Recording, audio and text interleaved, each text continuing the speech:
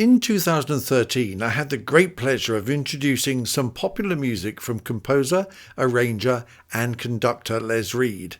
Today, I'd like to concentrate on some of his other musical styles, including these.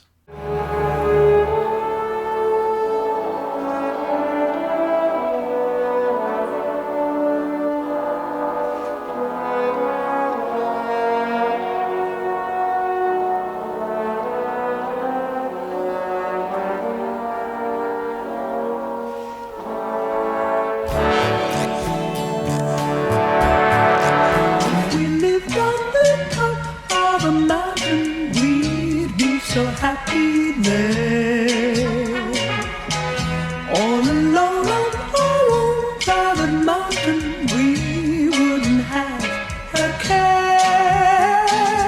Don't ask me to love you, don't ask me not again, just tell me, compel me. What if I lose? I can't refuse.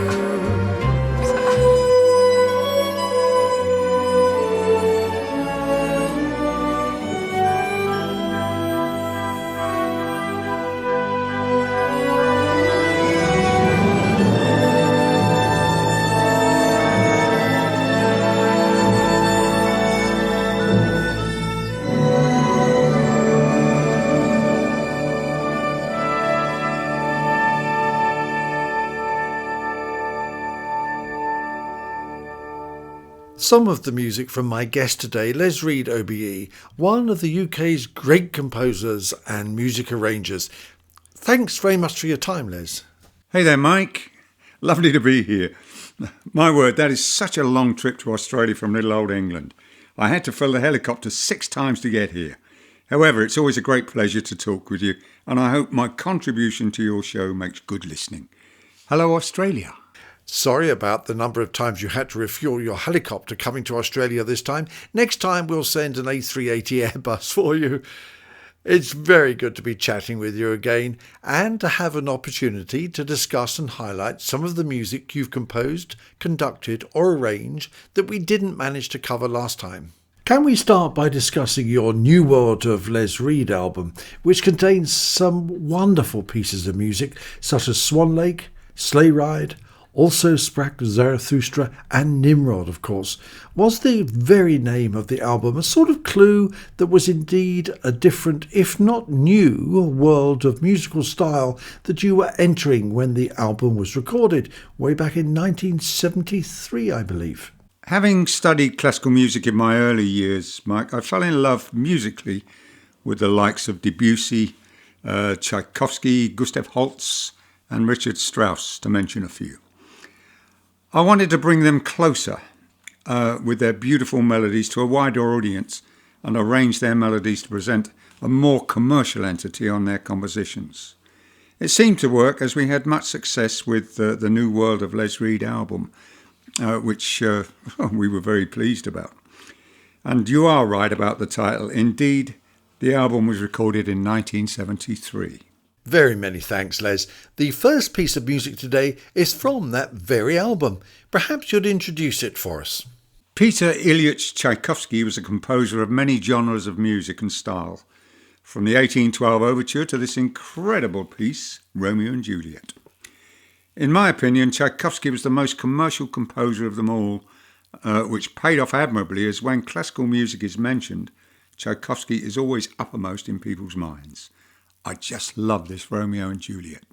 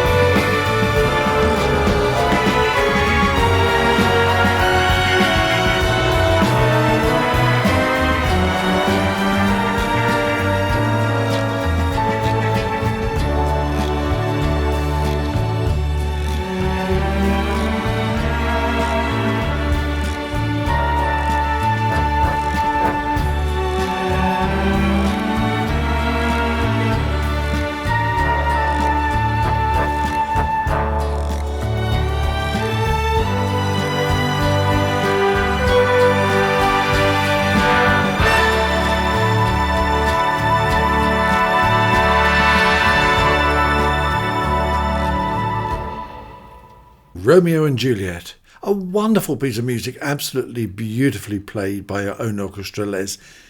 Now, how difficult is it to arrange such a well-known piece of classical music and give it a fresh feel, still retaining, in this case, the romance of the composition? Yes, you're right. One has to be very careful, Mike. And the basis of the original composition and counter melodies have to be abided by very carefully. I literally used the original orchestration with some conducive ideas of my own and added a rhythm section as the commercial appeal factor. Such a wonderful melody and a joy to record.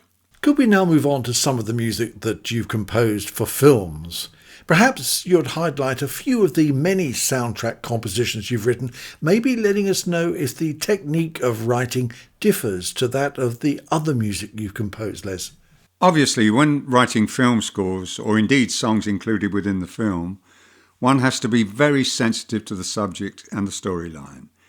A good example is the song that Jeff Stevens and I wrote for Sammy Davis Jr. in the film One More Time. The song was called Where Do I Go From Here?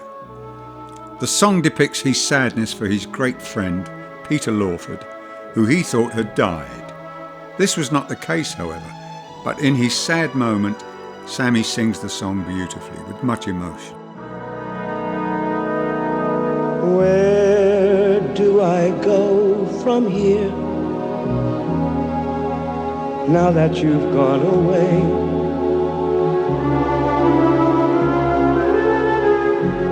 to tell you the truth, my friend, I think I've lost my way. And where do I find that special kind of laugh that once we used to share? There's no way I know that I can go that's gonna take me there. Take me there. Other films we have had songs included within the soundtrack include Play Misty for Me, Mars Attacks, Alfie, Edward Scissorhands, American Hustle, Mordecai, Flipper, Romance and Cigarettes, The Life and Times of Peter Sellers, Crossplot, Little Voice, Meet the Parents, Home for the Holidays, Hot Shots, Abigail's Party, French Prince of Bel-Air, and many, many more. I just hope you're interested in that fact, and I'm sorry it's such a long list. Anyway, that's what our songs are all about for films. That really is a very impressive list, Les, and absolutely no apology needed whatsoever. Your repertoire is of great interest to us all, of course.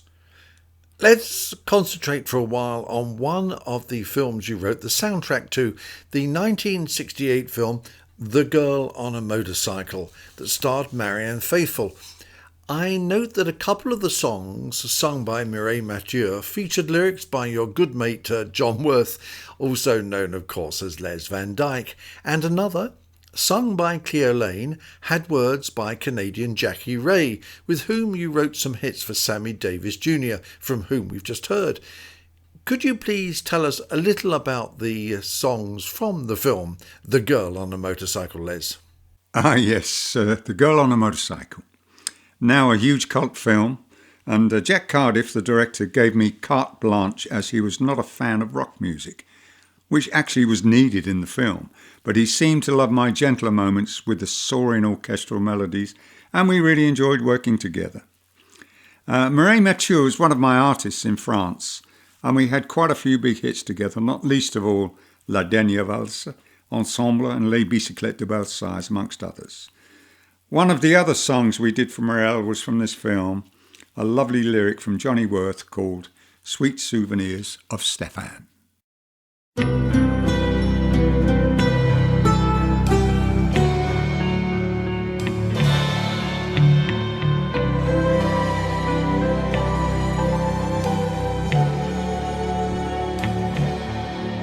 In my memory is the summer song of the sea and the birds that cry, sing a lullaby high above. Then like before, as we kiss again by the shore, I can feel once more it will never die. Oh, Stefan, you are my love. Sweet souvenirs of Stefan. You won't be just another man. Sweet souvenirs of Stefan. I'll always love you if I can, Stefan.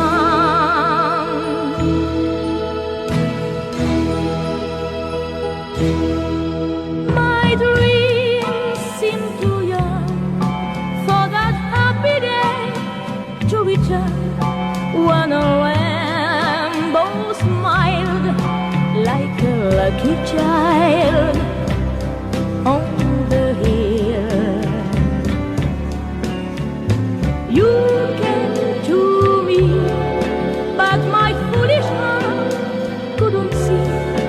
You belong to me for a little while. Oh, Stefan, I love you still. Sweet souvenirs of Stefan. You won't be just another man. Sweet souvenirs of Stefan. I'll always love you if I can, Stefan. Stefan. Stefan, with you. Sweet Souvenirs of Stefan, composed by my guest today, Les Reed, with lyrics by his good friend John Worth. Another song you wrote for the film, although it was not used, was sung by Cleo Lane, with lyrics this time by the great Canadian lyricist Jackie Ray, with whom he wrote quite a number of hits.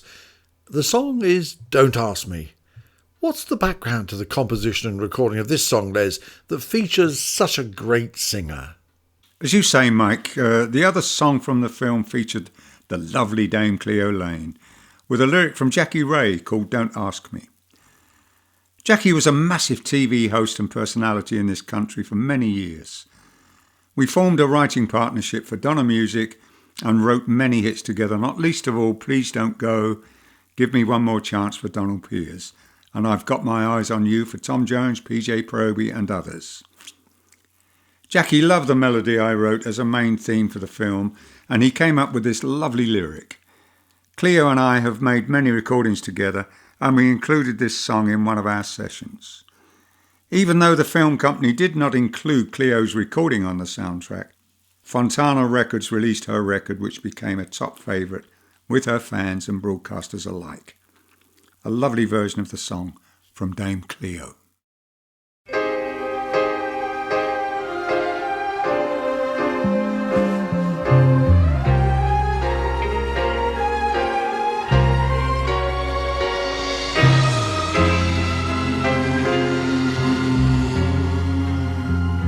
Don't ask me to love you. Don't ask me not again. Just tell me, compel me. What if I lose? I can't refuse. My mind says forget it. To you it's all a game, but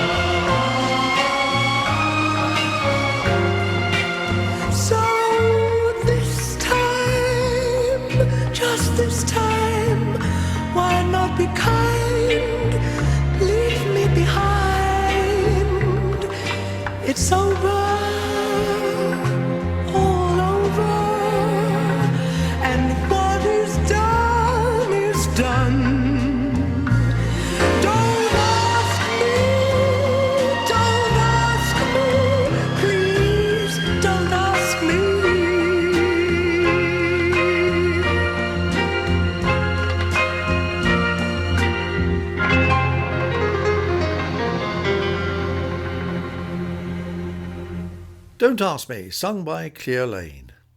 Another song you wrote for this great singer was If We Lived on the Top of a Mountain, that had lyrics by Barry Mason. Was this written around the same time as the other songs you put together with Barry? That's to say, around the time of Delilah, Last Waltz, Love Is All and 24 Sycamore? Yes, Mike, this would have been mid-60s when Barry and I wrote many hits together, and which fortunately carried on through the 70s and part of the 80s too. I remember the occasion well when on Cleo's recording session of the song, I played a piano solo consisting of many jazz licks. Cleo loved all the jazz, but producer Jack Baverstock told me to make it more simple as it was not commercial. However, the producer was correct, as this recording by Cleo Lane reached a whole new army of pop fans, outside of her modern jazz fans. It really was a joy to do.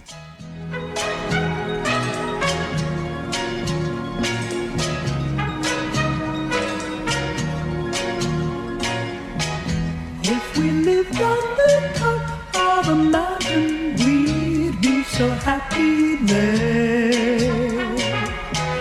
All alone on our own private mountain, we wouldn't have a care. Alone with you would be the greatest life for me.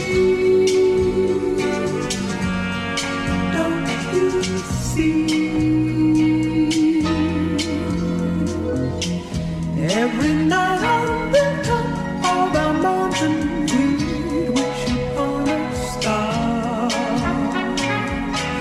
We could touch them from a little mountain, they wouldn't be so far away, you see. They would watch over you and me. Then we'll be lying in the sun beside a lazy stream that just happens to run beside our little hut. Guess you don't believe it now, but when the dawn comes to our friendly mountain, the sun will smile hello. Wouldn't want to leave our perfect mountain, no better place to go. Come on, let's dream, and someday they'll come true for me and you.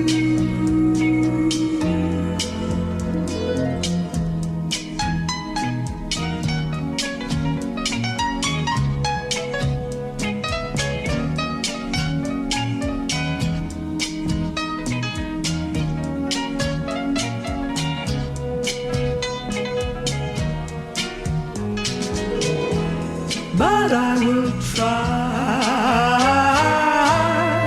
to find that mountain by and by for you and for you and for you and If We Lived on Top of a Mountain, written by my guest today, the wonderful composer Les Reed, sung by Cleo Lane. Before we leave the music you've written for films, perhaps you could tell us about one of your compositions from your fabulous album, The End of the Affair. The first track has the title of the album itself. I believe this was written for a French film, Les? This film that I was asked to score was called My Mother's Lovers. It was such a beautiful story about a young boy and his wayward mother. The story brought me to tears, and I felt that a sad, meaningful melody would be conducive to the story, and indeed to the inner feelings of the young lad who was suffering badly for his mother's insecurities. And here is the beautiful theme from My Mother's Lovers, entitled The End of the Affair.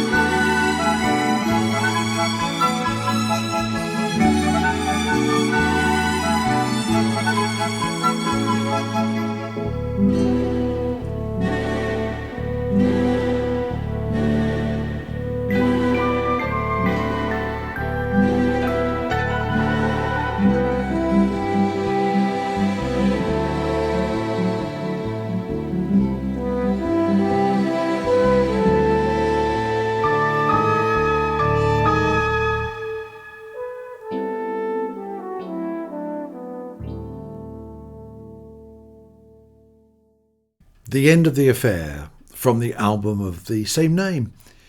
Now, I know you have been motivated by writing more, let's call it serious music, for many, many years, and you've achieved this by writing the Olympus Suite and the Niagara Suite, for example. Does writing such a style give you more personal satisfaction than your very successful popular music, with which you had so many hits? I think the classical music side gives me freedom to write and explore events that are happening on a day-to-day basis. For instance, my Jubilation Suite, it was from a video that my engineer Nick Hogarth made for us. And it became the backdrop to this lovely video celebrating the birth of Prince George to Kate and Prince William per se, the three of them. It was lovely. And then the Niagara Suite also, which was featured in a film depicting Niagara Falls and featuring the wonderful harmonica playing of Tommy Riley, MBE. My latest piece is a fully blown work called the Erin Symphony, which amplifies my love of Ireland and the many beautiful landscapes therein. Let's now listen to part of your Olympus Suite, the second movement, in fact, that you call Sunrise. Perhaps you'd care to introduce it for us, Les? Yes, of course, Mike. My pleasure.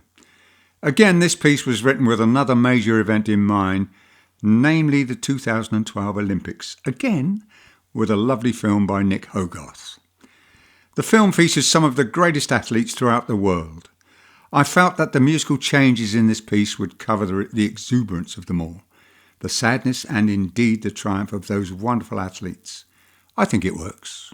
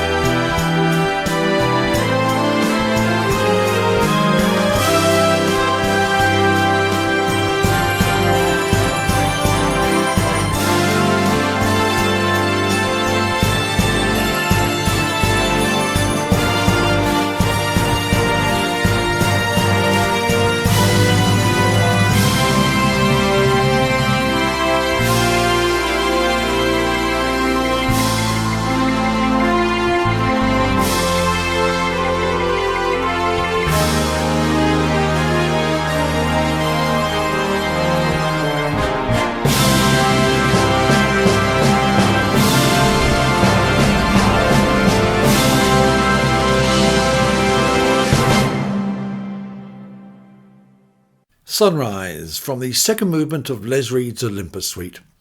Let's stay with this style of music for a wee bit longer, Les, as I'd like to play a segment from your Niagara Suite that features the harmonica of the late Tommy Riley, MBE. Now, although Tommy championed the use of the harmonica as a serious solo instrument, it's still somewhat unusual to hear it in such works. What led you to incorporating Tommy into your composition, Les? Tommy Riley first worked with me on a film called The Lady Vanishes, featuring Angela Lansbury, Sybil Shepherd and Elliot Gould. and he played the theme beautifully. I was always aware of his great talent and his love of classical music. Tommy was Canadian by birth, and I decided to write the Niagara Suite in his honour. He was delighted and played the whole suite beautifully, accompanied by the Hanover Symphony Orchestra. Strangely enough, many years later, fate brought me together with Tommy's son David, who wrote lyrics for a couple of songs with me for Tom Jones. A real beautiful family. Tommy's input into your Niagara Suite works so very well. Let's listen to the closing 2.5 minutes or so of the first movement of the suite, entitled Dawn, Maid of the Mist, with the beautiful sound of the harmonica of Tommy Riley.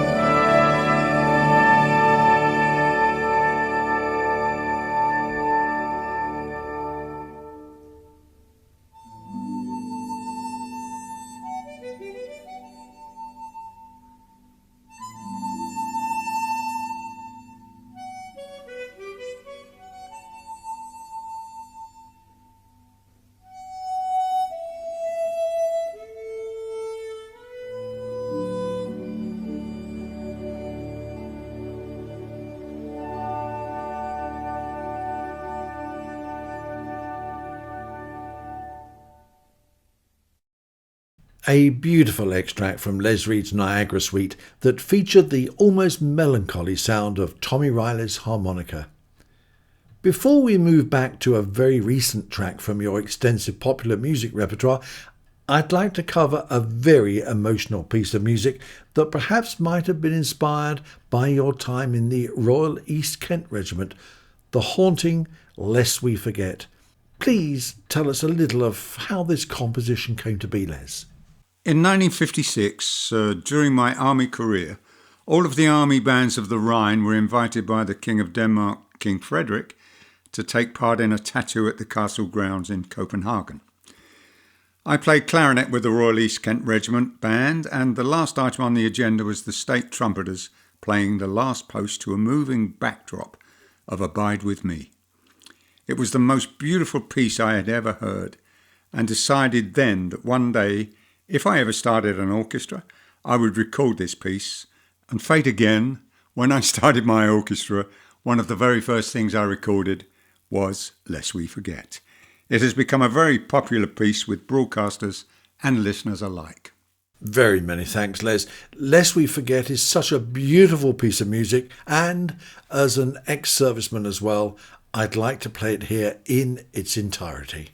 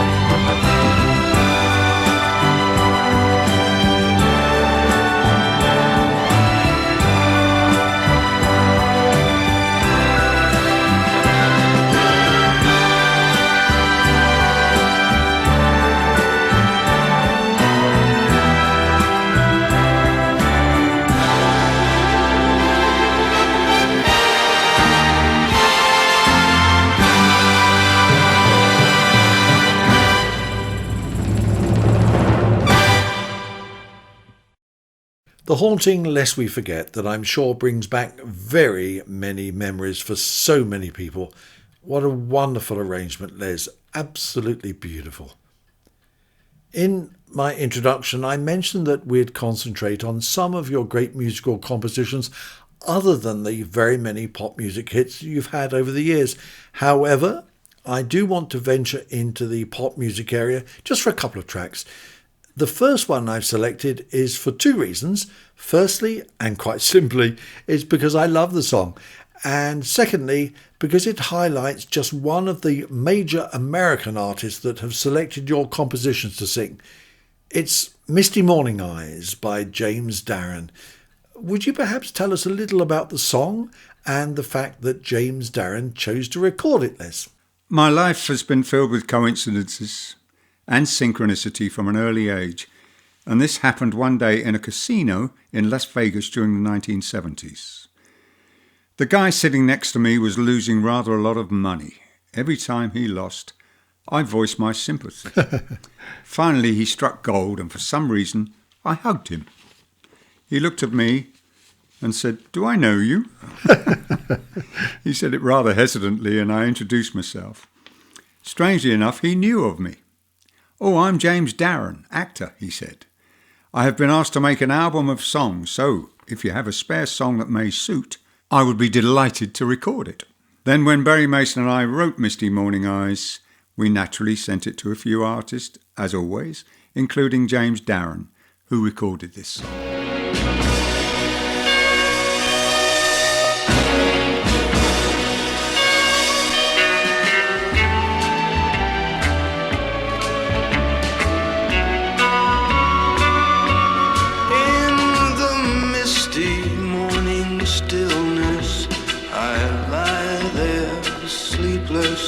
And I find that my heart is slowly breaking for love you have taken and left behind. How can I start to live again? Here I lie and let it slip away with my misty morning eyes. They have lost my baby, misty morning eyes. They can't see my baby, so they cry.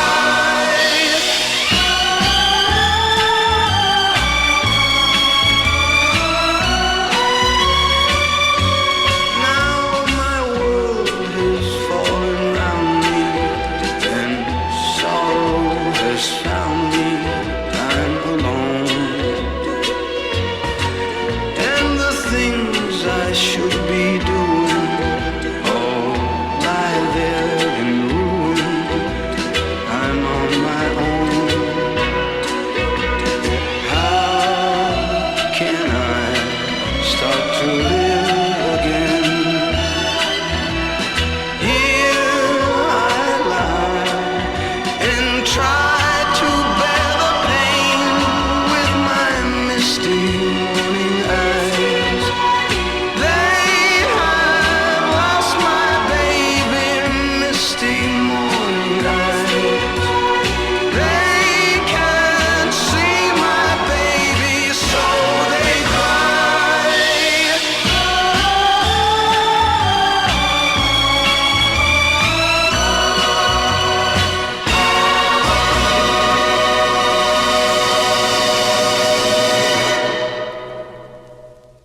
Misty Morning Eyes, beautifully sung by James Darren. Staying with your pop music for just one more track, we now know for certain that Delilah did not die from the attack on her in 1968 by her then boyfriend Tommy Sampson, and in fact she's now looking for him. Tell us the story, Les. Now, this next song, Delilah's Back, has never been a hit. In fact, it has never even been released, as it is a comparatively new song written a few years ago in response to a couple of politicians and indeed other members of Parliament who were very keen to ban the original Delilah from the football and rugby terraces. being, in their minds, a death song. Well, it's not a death song. In fact, Delilah suffered many wounds but did not die. Fortunately, in this song, Delilah's back. Hal Shaper and I confirm her recovery, and she's ready to take revenge on her would-be assassin, Tommy Sampson. Look out, Tommy, and you politicians. She's coming for you.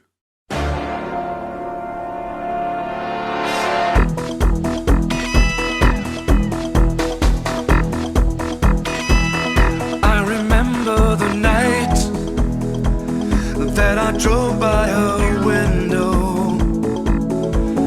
I remember the shadow of love and the man that I saw. I remember the knife in my hand and the world turning red. I remember the lights going off in my head. I remember she loved me like nobody loved me before. I must be mad, I must be dreaming. I could have sworn that lady was dead, but today I got a letter, and this, my friend, is what the letter said. Delilah's back, Delilah's back. That woman's out to get you and your world looks black. Delilah's back, Delilah's back. I feel as though I'm gonna have a heart attack. The letter said, my friend, say goodbye and amen. Oh Delilah, I wish you were back in my arms once again. I remember the day that I first saw Delilah. I remember the way that she danced across the floor. I remember her eyes shining bright, there were sparkles of light. I remember her kiss in the heat of the night. I remember she loved me like nobody loved me before. I must be mad, I must be dreaming that she's still here inside my head. Now I'm looking at her letter. That woman's telling me she wants me dead.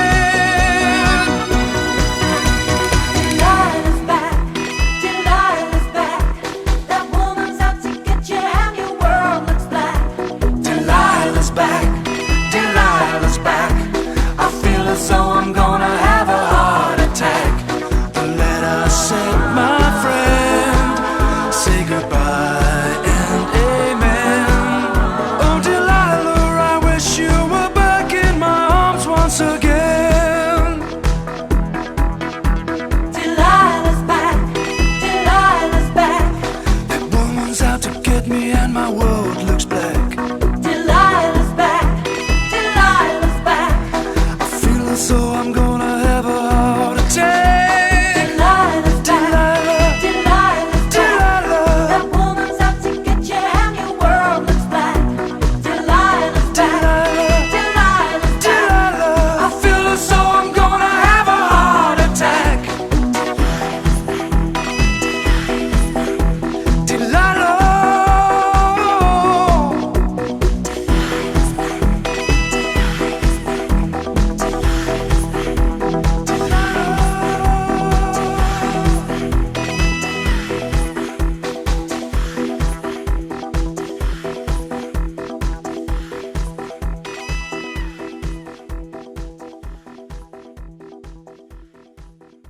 So glad to hear that Delilah recovered from her ordeal back in 1968. I think that Tommy, as relaxed as he sounded on that track, Delilah's Back, needs to keep an eye out for her. Great track, Les, written by yourself with lyrics by the late Hal Shaper.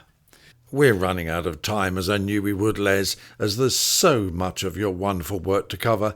but I would like to mention a couple of stage shows that we might even cover more fully at another time if I can twist your arm. These are That Woman and Beautiful and Damned. Concentrating on the second, would you tell us about that show, and particularly about a song from the show sung by Katie Humble that was written by yourself and Roger Cook? Beautiful and Damned was a musical based on the lives of F. Scott Fitzgerald and his wife Zelda, which depicted not only their successes, but their stormy and complicated relationship of a marriage. Zelda sadly ended up in an asylum. This was a tragic story of two very talented people. The show songs were written by Roger Cook and myself, with a very touching storyline by Kit Hesketh Harvey, and ran at the Lyric Theatre in London for 16 weeks. This was the ultimate and hedonistic jazz age story. Katie Humble worked with me on demonstration records for many years. A wonderful singer, and this song was sung by the female cast of the show as a tribute to F. Scott Fitzgerald at his funeral.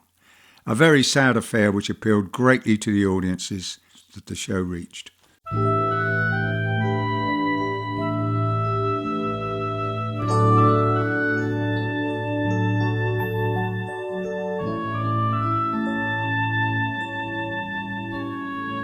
Look at the heaven around you, under the sky above. Look at the face of a dear one. Let yourself be in love. Warmer than sunshine, brighter than spring, truer than true love he brings. Love's like a child in a garden, watching the flowers grow. And when love's melody touches your heart, you'll be the first to know. You're not an angel, he's just a man. Give him the best you can. Being a woman, being a woman, being a woman in love with a man. Somehow your life's only complete when he's around. Someone to care for, someone to need. He was poetic and charming, always the Valentine.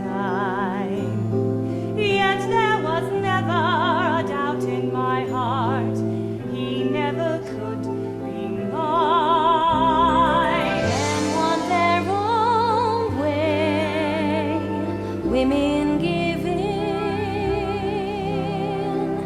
which is the biggest sin. Being a woman, being a woman, being a woman in love with a man. Somehow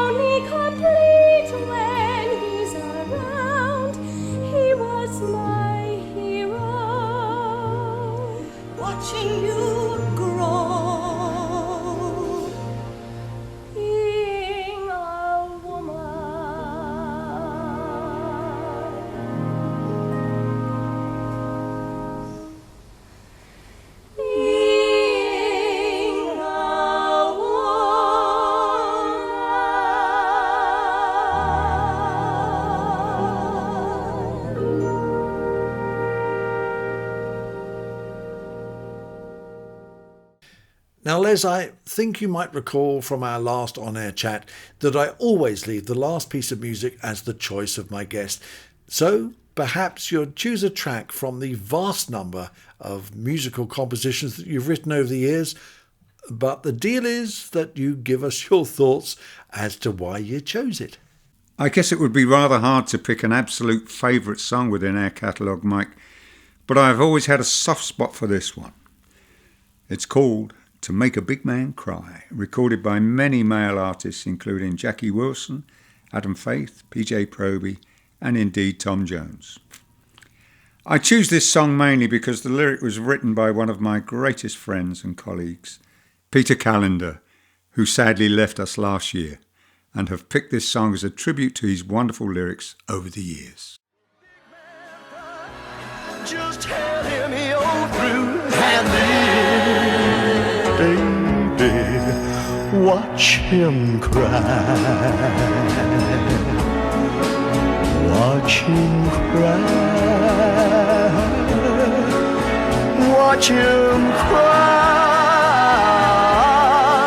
Watch him cry. Sit down, girl. As ever, thanks so very much for your time, Les. The music you have composed over the years has given so very much pleasure to very many people all over the world. It's a tribute to your skills that your compositions are still played so very often, some 50 years or so after they were born. Thank you again, Les. My sincere and very best wishes to you, and of course to your daughter Donna. Thank you so much, Mike. Believe me, it is my pleasure. And I hope that this little selection will please your listeners. As you know, my darling daughter Donna has been my right arm for many years. No doubt, as usual, she will be listening, and we both send our love and best wishes to you, Dorothy, and all of your listeners in Australia. Bye for now, and thank you again.